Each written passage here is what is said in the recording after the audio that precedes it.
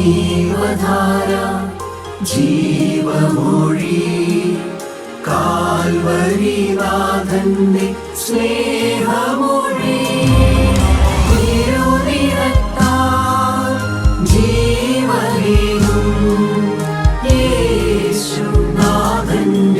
ജീവമൊഴി ജീവധാര ജീവധാര ജീവധാര.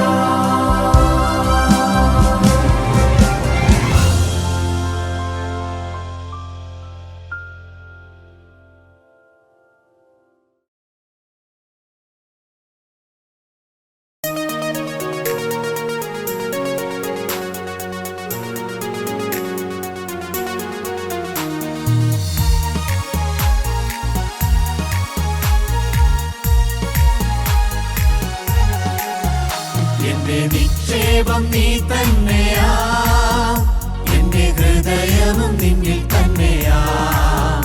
എന്റെ നിക്ഷേപം നീ തന്നെയാ, എന്റെ ഹൃദയവും നിന്നിൽ തന്നെയാ. യേശുവേ എൻ ഹൃദയത്തിനുടയോനേ, എൻ ഹൃദയത്തെ കവർന്നോനേ. യേശുവേ എൻ ഹൃദയത്തിനുടയോനേ, എൻ ഹൃദയത്തെ കവർന്നോനേ.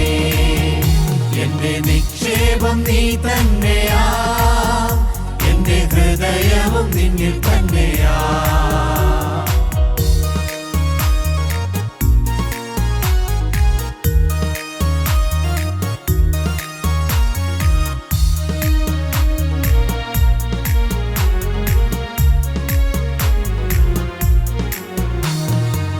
വേഗത്തിൽ വരുമേ, മേഘത്തിൽ വരുമേ, എന്നെയും ചേർത്തിടുവാൻ. വേഗത്തിൽ വരുമേ, മേഘത്തിൽ വരുമേ, എന്നെയും ചേർത്തിടുവാൻ. കണ്ണുനീർ തുടയ്ക്കും യേശുനാഥനെ, മാറാനാഥ മാറാനാഥ. കണ്ണുനീർ തുടയ്ക്കും യേശുനാഥനെ, മാറാനാഥ മാറാനാഥ. എന്റെ നിക്ഷേപം നീ തന്നെയാ, എന്റെ ഹൃദയവും നിന്നിൽ തന്നെയാ.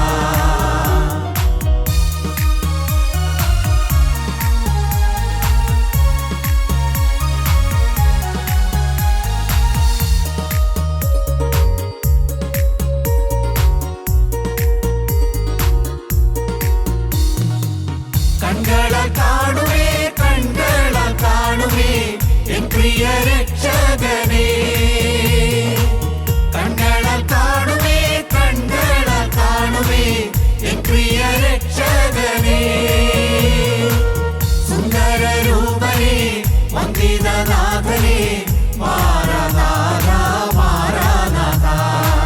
സുന്ദര രൂപനേ, വന്ദിതനാഥനേ, മാറാനാഥ മാറാനാഥ. എന്റെ നിക്ഷേപം നീ തന്നെയാ, എന്റെ ഹൃദയവും നിന്നിൽ തന്നെയാ.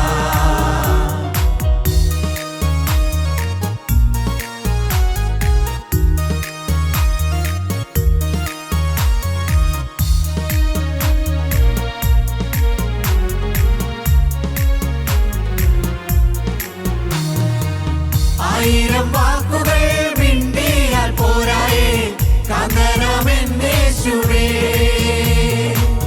ആയിരം വാക്കുകൾ മിണ്ടിയാൽ പോരായേ, കാന്തനാമെന്നേശുവേ. ദിനംതോറും വേണമേ, വരവോളം വേണമേ, മാറാനാഥ മാറാനാഥ. ദിനംതോറും വേണമേ, വരവോളം വേണമേ, മാറാനാഥ മാറാനാഥ. എന്റെ നിക്ഷേപം നീ തന്നെയാ, എന്റെ ഹൃദയവും നിന്നിൽ തന്നെയാ. എന്റെ നിക്ഷേപം നീ തന്നെയാ, എന്റെ ഹൃദയവും നിന്നിൽ തന്നെയാ. യേശുവേ എൻ ഹൃദയത്തിനുടയോനേ, എൻ ഹൃദയത്തെ കവർന്നോനേ. യേശുവേ എൻ ഹൃദയത്തിനുടയോനേ,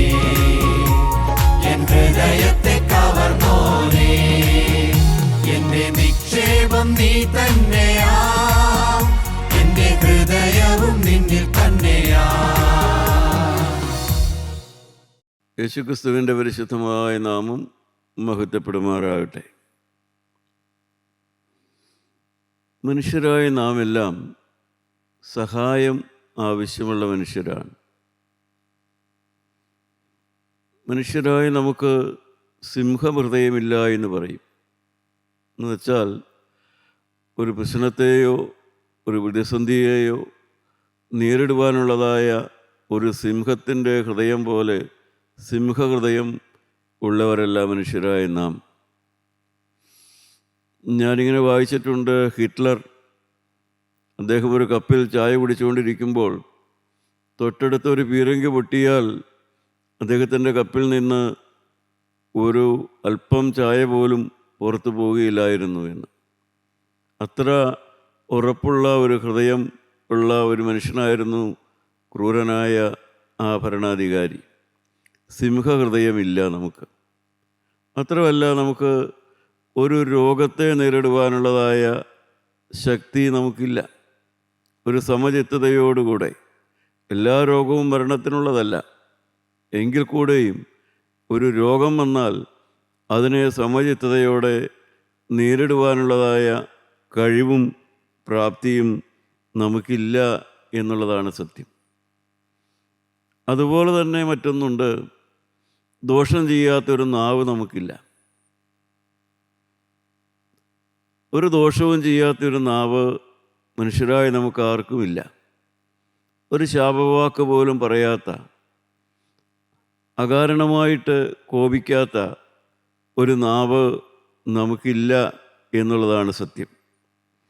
അങ്ങനെയുള്ളതായ മനുഷ്യരായ നമുക്ക് വേണ്ടി എങ്ങനെ നമ്മളോട് ഈ അവസ്ഥയിൽ നിന്ന് മനുഷ്യനെ കരകയറ്റിയെടുക്കാനുള്ളതായ ഒരു വഴിയുണ്ട്. സങ്കീർത്തനക്കാരനായ ദാവീദ് 34 സങ്കീർത്തനം 11 വാക്യത്തിൽ വളരെ സ്നേഹത്തോടെ പറയുന്ന ഒരു വചനമുണ്ട്, നമുക്ക് കേൾക്കാം. മക്കളെ, വന്ന എനിക്ക് ചെവി തരുവിൻ, യഹോവയുടെ ഭക്തിയെ ഞാൻ ഉപദേശിച്ചു തരാം. മക്കളെ, വന്ന് എനിക്ക് ചെവി തരുവിൻ, യഹോവയോടുള്ള ഭക്തിയെ ഞാൻ ഉപദേശിച്ച് തരാം. സ്നേഹത്തോടെ ദാവീദ് വിളിച്ചു പറയുകയാണ്, ഞാൻ നിങ്ങളെ ശരിയായ സമാധാനത്തിൻ്റെ, സ്നേഹത്തിൻ്റെ, സഹനശക്തിയുടെ, കഴിവിൻ്റെ വഴി ഞാൻ നിങ്ങളെ പഠിപ്പിച്ചു തരാം എന്നാണ് പറയുന്നത്. പ്രിയപ്പെട്ടവരെ, നമുക്കറിയാം, ജീവിതം it is not an easy game. ഒരു എളുപ്പത്തിൽ കഴിച്ചുകൂട്ടാവുന്ന ഒന്നല്ല ജീവിതം എന്ന് പറയുന്നത്. മാത്രമല്ല, നമ്മുടെ ജീവിതത്തിൽ, നമ്മുടെ പ്രവർത്തനങ്ങളിൽ, നമ്മുടെ സംസാരങ്ങളിൽ, നമ്മുടെ പ്രാർത്ഥനകളിൽ എല്ലാം തന്നെ വൈരുദ്ധ്യങ്ങളുണ്ട്. നാം പ്രാർത്ഥിക്കുന്നതല്ല നമ്മുടെ ഹൃദയത്തിൽ ചിന്തിക്കുന്നത്. നാം പ്രാർത്ഥിക്കുന്നു, കർത്താവേ, നിൻ്റെ രണ്ടാമത്തെ വരവിനായി ഞങ്ങൾ നോക്കി പാർക്കുന്നു എന്ന്. ദേവാലയത്തിലൊരു പ്രാർത്ഥനയാണ്. പക്ഷേ നമുക്ക് തന്നെ അറിയാം, നമ്മൾ അങ്ങനെ ഒരു കാര്യം ചിന്തിക്കുന്ന പോലുമില്ല. നമ്മുടെ മനസ്സിലില്ല, നമ്മുടെ ചിന്തയിലില്ല, മനോഭാവത്തിലില്ല. പക്ഷേ നാം പ്രാർത്ഥിക്കുന്നത്, കർത്താവേ, നിൻ്റെ രണ്ടാമത്തെ വരവിന് വേണ്ടി ഞാൻ നോക്കി പാർത്തിരിക്കുന്നു എന്നാണ്. മറ്റൊന്ന് നാം പ്രാർത്ഥിക്കാറുണ്ട്, ഞങ്ങളുടെ ബോധങ്ങളും വിചാരങ്ങളും ഹൃദയങ്ങളും മുകളിൽ പിതാവായ ദൈവത്തിൻ്റെ വലത്ത് ഭാഗത്ത് മിശിഹാതമ്പുരാനിരിക്കുന്ന ഉയരങ്ങളിലായിരിക്കുന്നു എന്ന് നാം പ്രാർത്ഥിക്കാറുണ്ട്. പക്ഷേ ഈ പ്രാർത്ഥന ചൊല്ലുമ്പോൾ തന്നെ നമുക്കറിയാം, അങ്ങനെയല്ല നമ്മുടെ അകത്തെ മനുഷ്യൻ്റെ അവസ്ഥ. നമ്മുടെ വിചാരങ്ങളും നമ്മുടെ ബോധങ്ങളും നമ്മുടെ ഹൃദയത്തിലെ നിരൂപണങ്ങളുമെല്ലാം ഈ ഭൂമിയിലെ പല വൈരാഗ്യ ചിന്തകളും പല വ്യക്തിവിരോധങ്ങളും പലരോടുമുള്ളതായ നീരസമാണ് നമുക്കുള്ളത്. ദേവാലയത്തിൽ നാം നീട്ടിപ്പാടാറുണ്ട്, മേൽപ്പട്ടക്കാർ പട്ടക്കാരോട് ഷമ്മാശന്മാർ ഏർപ്പാടാക്കി കർത്താവ് ഇവരെ ഭൂമിയതെങ്കിൽ അനവരതം ചെയ്തേറ്റുവധിക്കാൻ സ്തുതികളതാലെ. ജീവനുള്ള ദൈവത്തെ എപ്പോഴും സ്തുതിക്കുവാൻ, അനവരതം സ്തുതിക്കുവാൻ വേണ്ടിയാണ് ദൈവം മേൽപ്പട്ടക്കാരെയും പട്ടക്കാരെയും ഏർപ്പാടാക്കിയത് എന്നാണ് നാം പാടുന്നത്. പക്ഷേ നമ്മുടെ ഹൃദയത്തിൻ്റെ അവസ്ഥ എന്താ? നാം സ്തുതിയെ വെറുക്കുന്നവരാണ്. സ്തുതി എന്നുള്ള വാക്കിനോട് നമുക്ക് വിരോധമാണ്, നമുക്ക് ഇഷ്ടവുമല്ല. ആ പാട്ടിങ്ങനെ പാടാമെന്നുള്ളതല്ലാതെ ദൈവത്തെ സ്തുതിക്കുന്നതോ ആരെങ്കിലും ദൈവത്തെ സ്തുതിക്കുന്നത് കേൾക്കുന്നതോ നമുക്കൊരു അലർജി പോലെയാണ്. പ്രിയപ്പെട്ടവരെ, ഞാൻ പറഞ്ഞത് ഇങ്ങനെയുള്ളതായ വൈരുദ്ധ്യങ്ങളുടെ നടുവിലാണ് മനുഷ്യരായ നാം ജീവിക്കുന്നത്. അതുകൊണ്ട് തന്നെയാണ് നമുക്ക് ഉപദേശം കേൾക്കേണ്ടത് ആവശ്യമാണ്. മക്കളെ, വന്ന് എനിക്ക് ചെവി തരുവീൻ, യഹോവയോടുള്ള ഭക്തിയെ ഞാൻ ഉപദേശിച്ചു തരാം. ശരിയായ ഭക്തി എന്താണെന്ന് അനുഗ്രഹീതരായ ആത്മനിറവുള്ളതായ ദൈവമക്കളിൽ നിന്ന് നാം ഉപദേശിച്ച് മനസ്സിലാക്കേണ്ടതാണ്. വേദപുസ്തകം നാം പരിശോധിച്ചാൽ ക്രിസ്ത്യാനികളോ അല്ലെങ്കിൽ ഒരുപക്ഷെ ദൈവവിശ്വാസമെന്നോ നാം പറയുന്നതായ വിശ്വാസികളില്ലാത്ത ആളുകൾക്ക് വിശ്വാസികളെന്നും ക്രിസ്ത്യാനികളെന്നും അറിയപ്പെടുന്നതായ മനുഷ്യരെക്കുറിച്ച് വലിയ നല്ലതും ഉന്നതവുമായ അഭിപ്രായങ്ങളാണുള്ളത്. യോശുവയുടെ പുസ്തകം 2-ാം അധ്യായം അതിൻ്റെ 9-10 വാക്യം നാം വായിക്കുമ്പോൾ, യോശുവ എരീഹോ കോട്ട പിടിക്കാൻ വേണ്ടി പ്ലാൻ ചെയ്യുമ്പോൾ തൻ്റെ ദൂതന്മാരായ 2 പേരെ ആ കോട്ടയിലേക്ക് അയച്ചു. അവർ ചെന്ന് രാഹാബ് എന്നുള്ള സ്ത്രീയുമായി സംസാരിക്കുന്നു. ആ സ്ത്രീ, രാഹാബ് എന്നുള്ള പേരുള്ള സ്ത്രീ, അവളൊരു ദൈവഭക്തിയായ സ്ത്രീയൊന്നുമല്ല, അവളൊരു സാധാരണക്കാരിയുമല്ല, ഒരാത്മ സ്വഭാവമുള്ള സ്ത്രീയാണ്. പക്ഷേ അവൾക്ക് ദൈവത്തെക്കുറിച്ചും ദൈവമക്കളെക്കുറിച്ചുള്ളതായ ആ അഭിപ്രായം അതൊരു മതിപ്പാണ് വാസ്തവത്തിൽ. നമുക്കതിൻ്റെ 9-10 വാക്യം ഒന്ന് വായിച്ച് കേൾക്കാം. യഹോവ ഈ ദേശം നിങ്ങൾക്ക് തന്നിരിക്കുന്നു, നിങ്ങളെയുള്ള ഭീതി ഞങ്ങളുടെ മേൽ വീണിരിക്കുന്നു. ഈ ദേശത്തിലെ നിവാസികളെല്ലാവരും നിങ്ങളുടെ നിമിത്തം ഉരുകിപ്പോകുന്നു എന്ന് ഞാൻ അറിയുന്നു. ദൈവത്തിന് സ്തോത്രം. അവിടെ ആ സ്ത്രീ പറയുകയാണ്, നിങ്ങളുടെ പാർപ്പിടം ദൈവമാണ് നിങ്ങൾക്ക് തരുന്നത്. നിങ്ങൾ പാർക്കേണ്ട സ്ഥലം പോലും ദൈവം നിങ്ങൾക്ക് കാണിച്ചു തരുന്നു. നിങ്ങൾ പാർക്കുന്നിടത്ത്, ദൈവം കൽപ്പിക്കുന്നിടത്ത് നിങ്ങൾ പാർക്കുന്നു, അഥവാ നിങ്ങൾ ദൈവത്തിൻ്റെ ജനമാണ്. അടുത്ത വാക്യം എന്താണ്? 10-ാമത്തെ വാക്യം. നിങ്ങൾ മിസ്രയീമിൽ നിന്ന് പുറപ്പെട്ടു വരുമ്പോൾ യഹോവ നിങ്ങൾക്ക് വേണ്ടി ചെങ്കടലിലെ വെള്ളം വറ്റിച്ചതും യോർദാൻ അക്കരെ വെച്ച് നിങ്ങൾ നിർമൂലമാക്കിയ സീഹോൻ, ഓഗ് എന്ന 2 അമോരി രാജാക്കന്മാർ ചെയ്തതും ഞങ്ങൾ കേട്ടു. ദൈവത്തിന് സ്തോത്രം. അവിടെ പിന്നെയും പറയുകയാണ്, നിങ്ങളെ ദൈവം സംരക്ഷിക്കുന്ന ജനമാണ്.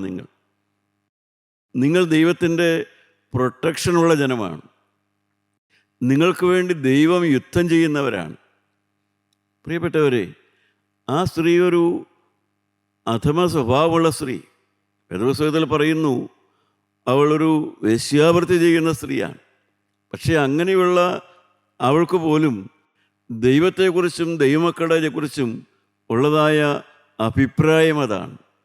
അത് പഴയ നിയമകാലത്ത് മാത്രമല്ല, നാം ജീവിക്കുന്ന പുതിയ നിയമകാലത്ത് പോലും ക്രിസ്ത്യാനികളെന്നോ യേശുക്രിസ്തുവിൻ്റെ മക്കളെന്നോ അറിയപ്പെടുന്നവരെ വലിയ ബഹുമാനത്തോടും ആദരവോടും കൂടെയാണ് ആദിമ ക്രിസ്ത്യാനികളെയെല്ലാം കണ്ടിരുന്നത്. ക്രിസ്ത്യാനികളെ ഭയമായിരുന്നു. ദൈവത്തെ വിളിക്കുന്നവരെ ഉള്ളുകൊണ്ടൊരു ഭയമായിരുന്നു. കാരണം അവരെപ്പോലെ, ജീവനുള്ള ദൈവത്തെ വിളിക്കുന്നവരെ പോലെയുള്ളതായ ആ നിയന്ത്രണമുള്ള സ്വഭാവവും നിയന്ത്രണമുള്ള നാവും എല്ലാം കർത്താവിന് തുറന്നു കൊടുത്തുകൊണ്ട്, ഹൃദയത്തെ കർത്താവിനെ ഏൽപ്പിച്ചുകൊണ്ട് സഹിക്കുന്നതായൊരു മനസ്സ് ഇല്ലാത്ത മനുഷ്യർക്ക് സഹനം കാണുന്ന, വിശ്വാസം നിൽക്കുന്ന, വിശുദ്ധി പാലിക്കുന്ന ദൈവമക്കളെ കാണുന്നത് എപ്പോഴും ഒരു ആനന്ദമെന്ന് തന്നെ ഞാൻ പറയാം. എപ്പോഴും അവർ ഒരു അതിശയ വിഷയമായിരുന്നു. നമുക്കൊരു മഹാരാജാവിൻ്റെ കാര്യം വേദപുസ്തകത്തിൽ എഴുതിയിരിക്കുന്നത് വായിച്ചു നോക്കാം. ദാനിയേൽ പ്രവാചകൻ്റെ പുസ്തകം അതിന് 4-ാം അധ്യായത്തിൻ്റെ 8-ാമത്തെ വാക്യത്തിൽ നെബൂഖദ്നേസർ എന്ന് പറയുന്ന ആ ബാബിലോണിയൻ ചക്രവർത്തി ദാനിയേലിനെ കുറിച്ച് പറയുന്നത് നമുക്കവിടെ വായിച്ചു കേൾക്കാം. എന്ത് പേരാണ് ദാനിയേലിനെ വിളിക്കുന്നത്? ഒടുവിൽ എൻ്റെ ദേവന്റെ നാമധേയപ്രകാരം ബെൽഷസർ എന്ന് പേരുള്ളവനും വിശുദ്ധ ദേവന്മാരുടെ ആത്മാവുള്ളവനുമായ ദാനിയേൽ എൻ്റെ മുമ്പിൽ വന്നു. ദാനിയേൽ എന്ന് പറയുന്നത് ആ രാജാവിൻ്റെ കീഴിൽ ഒരു ഉദ്യോഗസ്ഥനാണ്. അവനെ ഒരു ഇസ്രായേൽക്കാരനാണ് അടിമയായി പിടിച്ചുകൊണ്ട് വന്നപ്പോൾ ആ നാട്ടിലെ രാജാവിൻ്റെ ദേവൻ്റെ പേരാണ് അവന് ഇട്ടത്. പക്ഷേ ദേവൻ്റെ പേരവനിട്ടെങ്കിലും അവൻ ആ ദേവൻ്റെ സ്വഭാവത്തിലേക്ക് മാറുകയില്ല. അവൻ്റെ ജീവിത ആരംഭം മുതൽ അവൻ വിളിച്ചതായ ജീവനുള്ള ദൈവത്തെ വിളിച്ച് അവൻ ജീവിച്ചു. ആ ജീവിത സമർപ്പണത്തിൻ്റെ മുമ്പിൽ ഇപ്പോൾ രാജാവ് പറയുകയാണ്, ജീവനുള്ള ദൈവത്തിൻ്റെ ആത്മാവുള്ള ഒരു പുരുഷനാണ് എൻ്റെ കീഴിൽ ജോലി ചെയ്യുന്ന ദാനിയേൽ എന്ന്. തൻ്റെ കീഴൊരു കീഴുദ്യോഗസ്ഥനാണ്, മഹാരാജാവാണ് പറയുന്നത്. പക്ഷേ ദൈവത്തിൻ്റെ ആത്മാവുള്ള പുരുഷൻ, ഡെസിഗ്നേഷൻ അതാണ്. ദാനിയേലിന് രാജാവ് കൊടുക്കുന്ന ഡെസിഗ്നേഷൻ ഒഫീഷ്യൽ ഡെസിഗ്നേഷൻ അല്ല, ദൈവത്തിൻ്റെ ആത്മാവുള്ള പുരുഷൻ. പ്രിയപ്പെട്ടവരെ, ഇന്ന് ക്രൈസ്തവ നേതാക്കന്മാരുണ്ട്, ക്രൈസ്തവ എന്നെപ്പോലെ സുവിശേഷം പറയുന്നവരുണ്ട്, അല്ലെങ്കിൽ ക്രൈസ്തവ സഭയെ നയിക്കുന്നവരുണ്ട്, സഭയുടെ ലീഡേഴ്സുണ്ട്. അവരിൽ എത്ര പേരെക്കുറിച്ച് the so called the worlds, ഈ ലോകം അവരിൽ എത്ര പേരെക്കുറിച്ച് ദൈവത്തിൻ്റെ ആത്മാവുള്ള പുരുഷനെന്ന് എത്ര പേരെക്കുറിച്ച് സാക്ഷ്യം പറയും? നമ്മുടെ ഭവനങ്ങളിൽ വിവാഹം കഴിച്ച് വരുന്നവരുണ്ട്. ഒരു പെൺകുട്ടിയെ വിവാഹം കഴിക്കുന്ന ചെറുപ്പക്കാരനുണ്ട്. ആ പെൺകുട്ടി അവനെക്കുറിച്ച് അങ്ങനെ പറയുമോ? ദൈവത്തിൻ്റെ ആത്മാവുള്ള ഒരു ഭർത്താവാണ്, അല്ലെങ്കിൽ ദൈവത്തിൻ്റെ ആത്മാവുള്ളതായ ഒരു ഭാര്യയാണ്, ദൈവത്തിൻ്റെ ആത്മാവുള്ളതായ ഒരപ്പനാണ്, അമ്മയാണ് എന്നൊക്കെ ഇന്ന് ക്രൈസ്തവരെക്കുറിച്ച് ആരെങ്കിലും പറയുമോ? സ്വന്തം വീട്ടുകാർ പറയുമോ? ഇവിടെ ഇതാ മഹാരാജാവ്, അദ്ദേഹത്തിന് ദാനിയേലിൻ്റെ സകല രഹസ്യങ്ങളും അറിയാനുള്ളതായ വഴികളുണ്ട്. രാജാവല്ലേ, സകല സീക്രട്ട് എല്ലാം അറിയാം. എല്ലാം അറിയാവുന്ന രാജാവ് പറയുകയാണ്, ദൈവത്തിൻ്റെ ആത്മാവുള്ളതായ ഒരു പുരുഷൻ.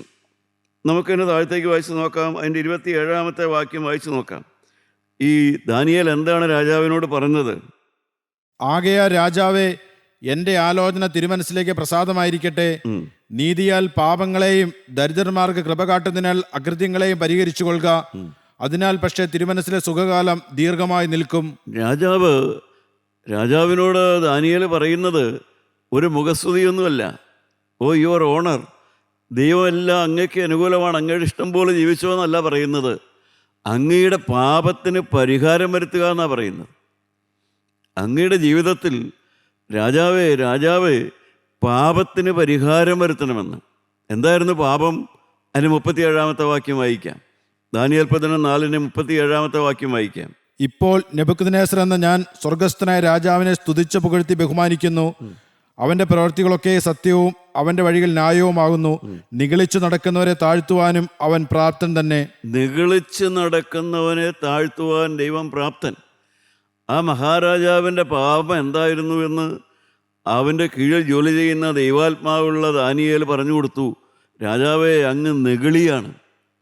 ഒരു മഹാരാജാവ് നിഗളിച്ചു പോകുന്നതിൽ നമുക്ക് അതിശയം തോന്നുകയല്ല. കാരണം രാജസ്ഥലത്തിരിക്കുന്ന ആളല്ലേ.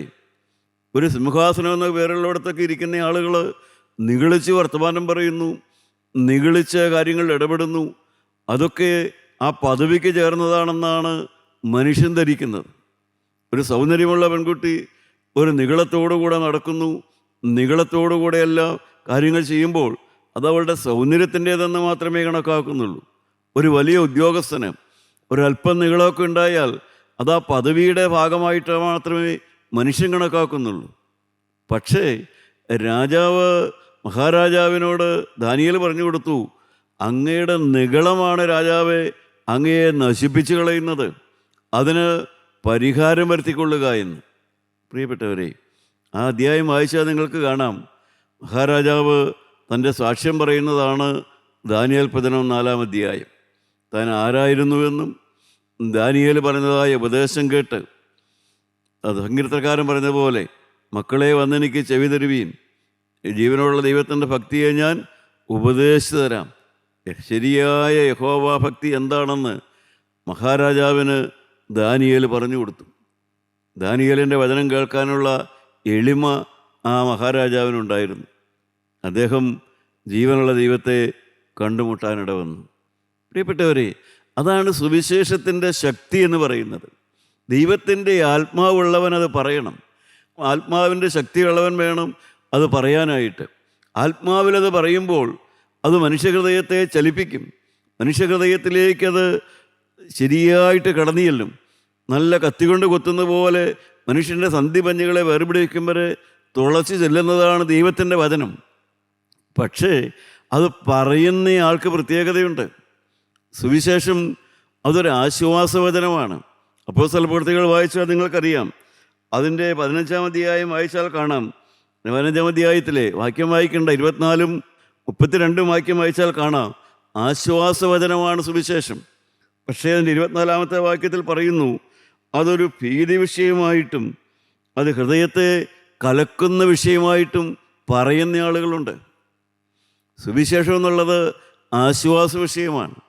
പക്ഷേ ആ സുവിശേഷം ജനത്തിന് പങ്കുവയ്ക്കുമ്പോൾ അതൊരു ഭയത്തിൻ്റെ വിഷയമായിട്ടും ഹൃദയത്തിലെ ഭീതിപ്പെടുത്തുന്ന കാര്യമായിട്ടും പറയുന്നതായ ആളുകളുണ്ട്. അതിൻ്റെ ശരിയായ വഴിയാണ് ഇവിടെ ദാനിയേൽ പറയുന്നത്. ഞാൻ നിനക്ക് ഉപദേശിച്ച് തരാം. പ്രിയപ്പെട്ടവരെ, ദൈവത്തിൻ്റെ ആത്മാവുള്ള ദൈവമക്കൾ ദൈവത്തിൻ്റെ വചനം പറയുമ്പോൾ അതിന് ശരിയായ മനുഷ്യഹൃദയത്തിലേക്ക് അത് നല്ല ചാട്ടുളി പോലെ കിടന്നു ചെല്ലും. മനുഷ്യഹൃദയത്തെ മാറ്റും. ദാനിയേലിൻ്റെ വചനം മഹാരാജാവിൻ്റെ നിഗളത്തെ പോലും, എന്നുവെച്ചാൽ ഒരു രാജാവിൻ്റെ നിഗളത്തെ അദ്ദേഹത്തിന് പാപമാണെന്ന് ബോധം വന്നു. അദ്ദേഹം താഴ്മയുള്ളവനായി മാറി. മഹാരാജാവ് വിനയമുള്ളവനായിട്ട് മാറി. അതാണ് സുവിശേഷത്തിൻ്റെ ശക്തി എന്ന് പറയുന്നത്. പ്രിയപ്പെട്ടവരെ, സുവിശേഷം ശരിയായ ആത്മനിറവുള്ള ദൈവമക്കളുടെ നാവിൽ നിന്ന് കേൾക്കുന്നത് തന്നെ ഒരു ശക്തിയാണ്. നാം സുവിശേഷം പറയുന്നവർ പോലും അത് ശക്തിയോടെ പറയുവാൻ വേണ്ടി, മുഖം നോക്കാതെ പറയുവാൻ വേണ്ടി, പാപത്തെ വെളിപ്പെടുത്തിയത് പറഞ്ഞു കൊടുക്കാനും അത് ദൈവത്തിൻ്റെ രൂപാന്തരത്തിൻ്റെ ശക്തിയാണെന്നും അത് സ്നേഹത്തിൻ്റെ വചനമാണെന്നും അത് ആശ്വാസ വചനമാണെന്നും പറഞ്ഞു കൊടുക്കാനുള്ളതായ ആ നിറവാണ് നമുക്ക് വേണ്ടത്. ദൈവത്തിന് സ്തോത്രം. സുവിശേഷം എങ്ങനെയാണ് പറയേണ്ടത്, സുവിശേഷം എന്താണെന്നുള്ളതിനെക്കുറിച്ച് ഞാൻ ഇപ്രകാരം വായിച്ചിട്ടുണ്ട്. സുവിശേഷം എന്ന് പറഞ്ഞാൽ എന്താണ് വാസ്തവത്തിൽ? കുഷ്ഠരോഗികളായ ഒരു കൂട്ടം മനുഷ്യർ കൂടിയിരിക്കുന്നു. അവരുടെ ഇടയിൽ കുഷ്ഠരോഗിയായിരുന്ന ഒരാൾ, അവൻ്റെ കുഷ്ഠരോഗം മാറി. അവൻ്റെ കുഷ്ഠരോഗം എങ്ങനെയാണ് മാറിക്കിട്ടിയതെന്ന് തൻ്റെ ചുറ്റുമിരിക്കുന്നതായ കുഷ്ഠരോഗികളോട് അവൻ പറഞ്ഞു കൊടുക്കുന്നത് എങ്ങനെയാണോ അതാണ് സുവിശേഷമെന്ന്. കുഷ്ഠരോഗികളായിരുന്ന ഒരു കൂട്ടം കുഷ്ഠരോഗികൾ, അവരുടെ കൂട്ടത്തിലുണ്ടായിരുന്ന ഒരാൾ, അവൻ്റെ കുഷ്ഠരോഗം മാറിക്കിട്ടി. അവൻ എഴുന്നേറ്റ് നിന്നുകൊണ്ട് മറ്റ് കുഷ്ഠരോഗികളോട് പറയുകയാണ് എങ്ങനെയാണ് കുഷ്ഠരോഗം മാറുന്നതെന്ന്. ശരിയായ സുവിശേഷ പ്രസംഗം അത് തന്നെയാണ്. നീതിമാൻ ആരുമില്ല, ഒരുത്തൻ പോലുമില്ല. സുവിശേഷം പറയുന്ന വ്യക്തി പോലും ഒരു കാലത്ത് സുവിശേഷത്തെ ദുഷിച്ചവനും സുവിശേഷത്തെ എതിർത്തവനുമാണ്, പാപത്തിൽ കഴിഞ്ഞവൻ തന്നെയാണ്. എന്നാൽ കൃപയാൽ യേശുക്രിസ്തുവിനെ കണ്ടുമുട്ടുവാനും ക്രിസ്തുവിൻ്റെ വചനം കേൾക്കുവാനും ദൈവത്തിൻ്റെ വചനം അവനോട് ആരോ സ്നേഹത്തോടെ ശക്തിയോടെ പരിശുദ്ധാത്മാവിൻ്റെ ബഹുനിശ്ചയത്തോടെ ദൈവത്തിൻ്റെ വചനം പറയുന്നത് കേട്ട് അവന് മനംതിരിയാനായിട്ടുള്ളതായ ഇട കിട്ടി. അങ്ങനെ അവൻ്റെ പാപകുഷ്ഠത്തിന് പരിഹാരം കിട്ടി. അവൻ ആത്മാവിൽ ധൈര്യമുള്ളവനായി. അവൻ്റെ വഴുവഴുപ്പുള്ള സ്വഭാവത്തിന് മാറ്റം വന്നു. ദൈവത്തിന് സ്തോത്രം. അവൻ നിയന്ത്രണമുള്ളവനായി, അവൻ സമർപ്പണമുള്ളവനായി, അവൻ ദൈവത്തെ വിളിക്കുന്നവനായി, അവന് ഹൃദയം തുറക്കുന്നവനായി. അങ്ങനെ ഹൃദയത്തിൽ മാറ്റം വന്ന്, ജീവിതത്തിൽ സ്വഭാവത്തിൽ മാറ്റം വന്ന്, ജാഗ്രതയുള്ളവനായി സമർപ്പണമുള്ളവനായി ജീവിക്കുന്നതായ പാപം മാറിയൊരു മനുഷ്യൻ അവൻ എഴുന്നേറ്റ് നിന്ന് ഒരു കാലത്ത് തൻ്റെ കൂടെ അതേ പാപത്തിലും അതേ സ്വഭാവത്തിലും അതേ പ്രകൃതത്തിലും ജീവിച്ചിരുന്നതായ മനുഷ്യരോട് സ്നേഹത്തോടെ പറഞ്ഞു കൊടുക്കുകയാണ് ആരാണ് തൻ്റെ സ്വഭാവം മാറ്റിത്തന്നത്, ആരാണ് തൻ്റെ പാപം മാറ്റിത്തന്നത്, ആരാണ് തൻ്റെ പാപത്തിന് പരിഹാരം വരുത്തിയത്, എങ്ങനെയാണ് തൻ്റെ പാപം ക്ഷമിച്ചു കിട്ടിയത്, എങ്ങനെയാണ് തനിക്ക് ഭാവി ഉണ്ടായത്, എങ്ങനെയാണ് താൻ സമർപ്പണമുള്ളവനായതെന്ന് തൻ്റെ പഴയകാല പാപം ചെയ്ത സുഹൃത്തുക്കൾക്ക് സ്നേഹത്തോടെ പറഞ്ഞു കൊടുക്കുന്നതാണ് സുവിശേഷമെന്ന്. ദൈവമക്കളെ, സുവിശേഷം യഥാർത്ഥത്തിൽ ഒരാശ്വാസം തന്നെയാണ്. അത് എത്രയും നേരത്തെ അറിയുന്നതും ആശ്വാസമാണ്. അതൊരിക്കലും ഒരു ഭീതി വിഷയമല്ല. അപ്പോസ്തലനായ പൗലോസ് തെസ്സലോനിക്കർക്ക് ലേഖനം എഴുതുമ്പോൾ സുവിശേഷം എങ്ങനെയാണ് പറയേണ്ടതെന്നും എങ്ങനെയാണ് പഠിപ്പിച്ചു കൊടുക്കേണ്ടതെന്നും ആ സഭയിലുള്ളവരെ ഓർപ്പിക്കുന്നുണ്ട്. 1 തെസ്സലോനിക്ക ലേഖനം നമുക്കെടുക്കാം. 2-ാം അധ്യായത്തിൻ്റെ 7-ാമത്തെ വാക്യം വായിച്ചു നോക്കാം. ഒരു അമ്മ തൻ്റെ കുഞ്ഞുങ്ങളെ പോറ്റും പോലെ ഞങ്ങൾ നിങ്ങളുടെ ഇടയിൽ ആർദ്രതയുള്ളവരായിരുന്നു. ദൈവത്തിന് സ്തോത്രം. അപ്പോസ്തലൻ പറയുകയാണ്, തെസ്സലോനിക്ക സഭയിലുള്ളതായ അവരേതോ ജാതിയിലൊക്കെ ജനിച്ച ആളുകളാണ്. അവർ ദൈവത്തെ വിളിച്ചിരുന്നവരൊന്നുമല്ല. പക്ഷേ അവരെങ്ങനെയാണ് ദൈവത്തെ വിളിച്ച് ക്രിസ്തുവിൻ്റെ സുവിശേഷം കേട്ട് മാനസാന്തര അനുഭവത്തിലേക്ക് വന്ന് പുനരുത്ഥാനമുണ്ടെന്നും ക്രിസ്തു രണ്ടാമത് വരുമെന്നും കർത്താവ് താൻ ഗംഭീരനാദത്തോടും പ്രധാന ദൂതന്റെ ശബ്ദത്തോടും ദൈവത്തിന്റെ കാഹളത്തോടും കൂടെ സ്വർഗത്തിൽ നിന്ന് ഇറങ്ങി വരികയും ക്രിസ്തുവിൽ മരിച്ചവർ മുമ്പ് ഉയർത്തെഴുന്നേൽക്കുകയും ചെയ്യും. ദൈവത്തിന് സ്തോത്രം. ഇത്ര വലിയ മഹാത്ഭുതം, വരാൻ പോകുന്ന വലിയ കാര്യങ്ങൾ ഈ നിസ്സാരന്മാരായ മനുഷ്യരെ അപ്പോസ്തലൻ പഠിപ്പിച്ചെടുത്തു. അതെങ്ങനെയാണ് പഠിപ്പിച്ചെടുത്തത്? അതാണ് പറഞ്ഞു കൊടുക്കുന്നത്. ഒരമ്മ തൻ്റെ മക്കളെ പോറ്റുന്നത് പോലെ ഞാൻ നിങ്ങളെ താലോലിച്ച് പറഞ്ഞു കൊടുത്തു, സ്നേഹത്തോടെ പറഞ്ഞു കൊടുത്തു. ഒരമ്മയിൽ നിന്ന് നമുക്ക് എന്താണ് കിട്ടുന്നത്? ഒരമ്മയിൽ നമുക്ക് കിട്ടുന്നത് ഹെൽപ്പ് ഗ്യാരണ്ടീഡാണ്. ഏതോ ഒരു അമ്മയെക്കുറിച്ചും മക്കൾക്കുള്ളതായ ഒരാശ്വാസം എന്താണ്? Help is guaranteed. സഹായം ഉറപ്പാണ്. അമ്മയുടെ ഭാഗത്തു നിന്ന് സഹായം കിട്ടുമെന്നുള്ളത് ഉറപ്പാണ്. ആഹാരം കിട്ടുമെന്നുള്ളത് ഉറപ്പാണ്. ആശ്വാസം കിട്ടുമെന്നുള്ളത് ഉറപ്പാണ്. നമുക്കെല്ലാം നമ്മുടെ അമ്മമാരെക്കുറിച്ചുള്ളതായ ആ ഒരു കൺസെപ്റ്റ് അതാണ്, ഹെൽപ്പ് ഈസ് ഗ്യാരണ്ടീഡ്. പ്രിയപ്പെട്ടവരെ, അതുപോലെ അമ്മയെപ്പോലെ ലാളിച്ചുകൊണ്ട് ആ സഭയെ അദ്ദേഹം സുവിശേഷം പറഞ്ഞുകൊടുത്ത് അവരെ പഠിപ്പിച്ചെടുത്തു. അവർ കർത്താവിൻ്റെ രണ്ടാമത്തെ വരവിനെക്കുറിച്ച് പോലും പ്രത്യാശയുള്ളവരായി തീർന്നു. അവർ സഹായം ചെയ്യാൻ ധൈര്യമുള്ളവരായി തീർന്നു. അവരുടെ സ്നേഹത്തെക്കുറിച്ച് അപ്പോസ്തലൻ പലവട്ടം പ്രശംസിച്ചെഴുതി. എങ്ങനെയാ ജനത്തിന് മാറ്റം വന്നു? അവരെ ഒരമ്മ ഉപദേശിക്കുന്നത് പോലെ സ്നേഹിച്ച് അവർക്ക് പറഞ്ഞു കൊടുത്തപ്പോൾ അവർക്ക് മാറ്റം വന്നു. പ്രിയപ്പെട്ടവരെ, എപ്പോഴും നാം ഓർക്കണം, സ്നേഹം കൊടുത്ത് സ്നേഹത്തിലൂടെ മാത്രമേ മനുഷ്യനെ മാറ്റിയെടുക്കാൻ പറ്റുകയുള്ളൂ. ദൈവത്തിന് സ്തോത്രം. വീണ്ടും അടുത്ത വാക്യം വായിക്കാം. അതേ ലേഖനം തന്നെ 2-ാം അധ്യായത്തിൻ്റെ 12-ാമത്തെ വാക്യം വായിക്കാം. സുവിശേഷം എങ്ങനെയാണ് പഠിപ്പിക്കേണ്ടത്? ഞങ്ങൾ നിങ്ങളിൽ ഓരോരുത്തനെ അപ്പൻ മക്കളെ എന്ന പോലെ പ്രബോധിപ്പിച്ചും ഉത്സാഹിപ്പിച്ചും സാക്ഷ്യം പറഞ്ഞും പോന്നു എന്ന് നിങ്ങൾക്ക് അറിയാമല്ലോ. ഒരമ്മ പറഞ്ഞു കൊടുക്കുന്ന പോലെ ഒരു ഹെൽപ്പ് ഗ്യാരണ്ടീഡാണ്. ഹെൽപ്പ് മാത്രമല്ല സുവിശേഷം. ഒരപ്പൻ സംസാരിക്കുന്നത് പോലെ തന്നെ, ഒരപ്പനെ പോലെ തന്നെ ശരിയായ പ്രബോധനം കൊടുക്കണം. മുന്നറിയിപ്പോടുകൂടെ തന്നെ പറഞ്ഞു കൊടുക്കണം. പ്രിയപ്പെട്ടവരെ, വെറും ആശ്വാസമല്ല, മുന്നറിയിപ്പ് കൊടുക്കേണ്ടിടത്ത് മുന്നറിയിപ്പ് കൊടുക്കണം. എൻകറേജ്മെൻറ്റ് കൊടുക്കേണ്ടിടത്ത് എൻകറേജ്മെൻറ്റ് കൊടുക്കണം. അത് ഗൗരവമായിട്ട് തന്നെ പഠിപ്പിക്കണം. പ്ലീഡ് ചെയ്യണം. ഒരപ്പൻ പറയുന്നത് പോലെ തന്നെ മക്കളോട് പറഞ്ഞു കൊടുക്കണം. സുവിശേഷകൻ മറ്റുള്ളവരെ ഒരപ്പൻ മക്കളോട് പറയുന്നത് പോലെ ശരിയായ ഭാഷയിലും ഗൗരവമേറിയ ഭാഷയിലും ശരിയായ രീതിയിൽ തന്നെ അത് പറഞ്ഞു കൊടുക്കണം. ഒരപ്പൻ ഡിമാൻഡ് ചെയ്യുന്നവനാണ്. നമുക്കറിയാം ഒരപ്പൻ്റെ സ്വഭാവം. മക്കളോട് പറഞ്ഞു കൊടുക്കും, ഓനെ ഇന്നപോലെ ചെയ്തേ പറ്റൂ. Demanding നേച്ചറാണ് അപ്പന്മാരുടെ nature. അപ്പന്മാരായ നമുക്കറിയാമല്ലോ, മക്കളുടെ എല്ലാം നമ്മളങ്ങ് വഴിവിട്ട് വിട്ടു കൊടുക്കാറില്ല. നമ്മൾ ആവശ്യപ്പെടാറുണ്ട്, ഇന്നപോലെ ചെയ്തേ പറ്റൂ, ഇന്നതുപോലെ ചെയ്തേ പറ്റൂ. നാം ഡിമാൻഡ് ചെയ്യാറുണ്ട്. പണം ഡിമാൻഡ് ചെയ്യുക എന്നല്ല ഞാൻ പറഞ്ഞത്. അവരുടെ സ്വഭാവത്തിൽ ഇന്നതുപോലെ തന്നെ പ്രവർത്തിക്കണമെന്ന് നാം പറഞ്ഞു കൊടുക്കാറുണ്ട്. അതേസമയം തന്നെ നാം അവരെ ഉത്സാഹിപ്പിക്കാറുമുണ്ട്. ഒരപ്പൻ്റെ സ്വഭാവമാണ്. ഒരപ്പനെപ്പോലെ അവരോട് ഉത്സാഹിപ്പിച്ച്, ഒരപ്പനെപ്പോലെ അവരോട് പ്രബോധിപ്പിച്ച്, ഒരമ്മയെപ്പോലെ അവരെ സ്നേഹിച്ച് നാം ജനത്തിന്, എളിയവർക്ക് ദൈവത്തിൻ്റെ വചനം പറഞ്ഞു കൊടുക്കുമ്പോഴാണ് ശരിയായ പരിശുദ്ധാത്മാവിന് നിറവുള്ളതായ ആ സുവിശേഷം മറ്റുള്ളവരിൽ ഭക്തി ഉണ്ടാക്കുന്നത്. എന്നെ കേൾക്കുന്ന പ്രിയപ്പെട്ടവരെ, ദൈവത്തിന് സ്തോത്രം. നാം എങ്ങനെയും ജീവിക്കുന്ന ഒരാത്മീയനാവുകയല്ല നമുക്കാവശ്യമായിരിക്കുന്നത്. എനിക്ക് പകരക്കാരനായി മരിച്ച കർത്താവായ യേശുക്രിസ്തുവിൻ്റെ അതേ സ്വഭാവമുള്ളവനായി, അവൻ്റെ അതേ പ്രതിമയായി ഞാൻ തീരുക എന്നുള്ളതാണ് ജീവനുള്ള ദൈവത്തിന് നമ്മളെക്കുറിച്ചുള്ളതായ വിളി. നാം എങ്ങനെയും ജീവിക്കുന്ന ഒരു ക്രിസ്ത്യാനിയാവുക എന്നുള്ളതല്ല, നമുക്കിഷ്ടം പോലെ ജീവിക്കുന്ന ഒരു ക്രിസ്ത്യാനിയാവുക എന്നുള്ളതല്ല, യേശുവിനെ പോലെയാകണം. കർത്താവായ യേശുവിനെ പോലെയുള്ളവനായി തീരുക. അതിനാണ് ദൈവം പരിശുദ്ധാത്മാവിനെ അയച്ചു. ദൈവം പെന്തക്കോസ്ത് നാളിൽ പരിശുദ്ധാത്മാവിനെ അയച്ചു.